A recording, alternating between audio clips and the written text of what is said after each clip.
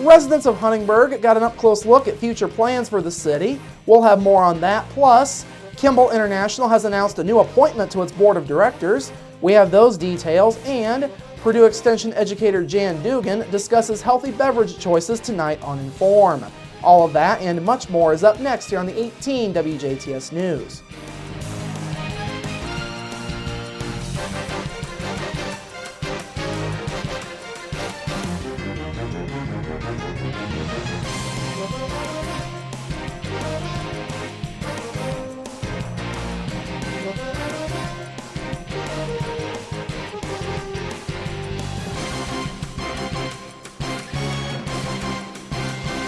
Hello, I'm Bradford Raths. We begin this evening with Huntingburg residents getting an up-close look at future projects for the city. Last night, an open house was held for residents to see the plans for Huntingburg that could come to fruition should the city receive the Stellar Communities designation from the state. 8 different projects were on exhibition, and these included redevelopment of the former St. Joseph's Hospital into senior housing units, a 3-phase heritage trail, and a downtown park area, among others.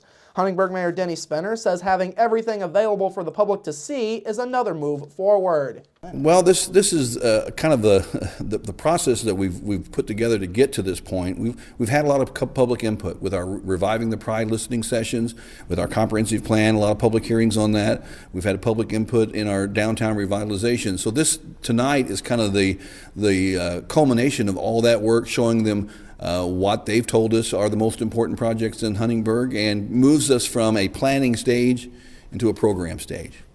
Spinner says the city was set to put its application for the Stellar Communities program in today. He says the city has learned a lot from other communities that have gotten the Stellar Community designation. These included Greencastle, Delphi, Princeton, and Bedford. The selection committee will look at applications from all of the communities that sent in applications. Finalists for the Stellar Communities designation will be announced in March, and finalist communities will then have to send in a strategic investment plan. The selection committee then visits and evaluates each of the finalist communities, and 2 of those are chosen as Stellar Communities. Now, Huntingburg is not the only community in the area applying for the Stellar Communities designation. Jasper also applied, as did the city of Lagodi in Martin County.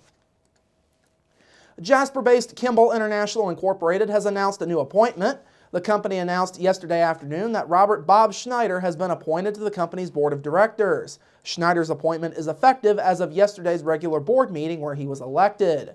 Schneider currently serves as the vice president and chief financial officer for Kimball. Company officials say his addition to the board reflects an ongoing commitment to a long-range development plan for its executive management team, along with recognizing professional growth.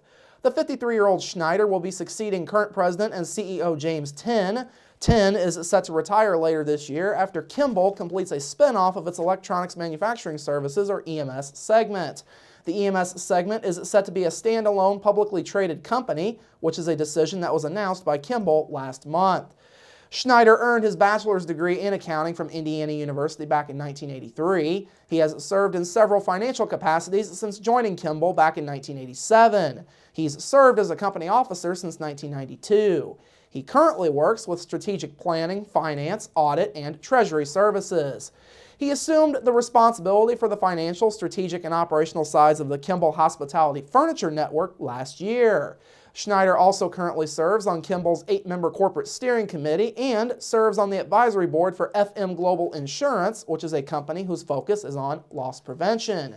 Schneider worked for Cincinnati, Ohio-based Deloitte Haskins & Sells prior to his time at Kimball. He and his wife currently reside in Jasper. In a news release, Kimball International Board Chairman Douglas Habig says Schneider's record of leadership has been very important to the company. He says Schneider will play an important role in helping with Kimball's transition to 2 completely independent companies. On another note, Kimball also declared its quarterly dividend. It will be 5 cents per share on Class B common stock, while Class A common stock will be 4.5 cents per share. Those will be payable April 15th to shareholders of record as of March 25th. For more information on Kimball International, you can go online to kimball.com. A complaint about drug use led to a Holland man's arrest yesterday morning. Officers with the Jasper Police Department and DuBois County Sheriff's deputies were called to the Holiday Inn Express in Jasper at 9:40 yesterday morning on a report of drug use taking place. Canine dog Eris was called in to search a hallway, and Eris indicated a drug odor coming from room 323, which was occupied by 24-year-old Anthony Wilkins of Holland. Officers then applied for and received a search warrant for the room through DuBois County Superior Court. After searching the room, police found controlled substances, legend drugs, marijuana, and other drug paraphernalia in the room. Wilkins was taken into custody and lodged in the DuBois County Security Center. He is facing Class D felonies for maintaining a common nuisance, along with 2 counts for possession of a legend drug. He is additionally facing a Class C felony for possession of a controlled substance and Class A misdemeanors for possession of marijuana and possession of paraphernalia. Proposed changes to preschool in the Northeast DuBois School District continue to move forward. Last night, the Northeast DuBois School Board heard an update from Brenda Ferguson on surveys that were given to parents during recent preschool roundup events. Ferguson, who is the principal of Celestine and DuBois Elementaries as well as the preschool, says the parents' reception to the proposed changes was a positive one. We were asking them questions regarding our program. Are they interested in a 3rd section for the students who are going to be in kindergarten the following year? And we got about half of them, or 2/3, something like that, thinking they're interested. You know, they're not committed to it yet, but we'll talk to them at our preschool roundup then. In other business last night, the board signed a resolution opposing the elimination of the business personal property tax with no replacement revenue. The resolution was authored by the Indiana School Boards Association along with the Indiana Superintendents Association. The Northeast DuBois School District would stand to lose roughly $270,000 from its budget should the tax be eliminated without funding being replaced. Superintendent Bill Hoaksong says the district just can't afford to lose any significant portion of its yearly budget. That's a huge deal for us, and it's a huge deal because we're basically bare bones and hanging on now. I can't imagine doing with that much more less. It would be devastating to our whole school corporation. In final notes, a group of 3rd graders from Celestine Elementary gave a short presentation to the board concerning the replacement of playground equipment. The project came about after the merry-go-round that was on the playground at Celestine was removed and students wanted new equipment. Ferguson worked with the students to find what new equipment that the district could afford to buy. The students decided on several pieces of inexpensive climbing equipment to replace the lost merry-go-round. Ferguson says the students learned some valuable lessons throughout this process. As far as the playground equipment, the kids learned that, you know, if you have a need, there's a way to go about getting your voice heard and then being part of the solution to a problem. You know, it wasn't that they have no playground at this point. We just lost one piece of equipment. But I thought rather than just work on it totally behind the scenes, let's let them be aware of what's going on and let them be part of the process. And so they realized it doesn't happen overnight, and it isn't as simple as getting a catalog and calling a number and placing an order. The new equipment is set to be installed on the playground over the students' upcoming spring break. Now, as you all might recall from earlier this week, Indiana State Excise police officers arrested 65 teens at an underage drinking party this past weekend in Evansville. Now, here at 18 News, we went back and looked at the tally. 29 of them were from DuBois County, including Jasper, Huntingburg, Ferdinand, and Celestine, among those other towns. All of them arrested from DuBois County were between the ages of 18 and 20 years old. Now, police dispatch received several calls around midnight on Saturday about a large party in the 2700 block of Allens Lane in Evansville. Several other agencies, including Excise Police, found the 65 minors drinking alcoholic beverages inside the garage and inside of other areas of the house.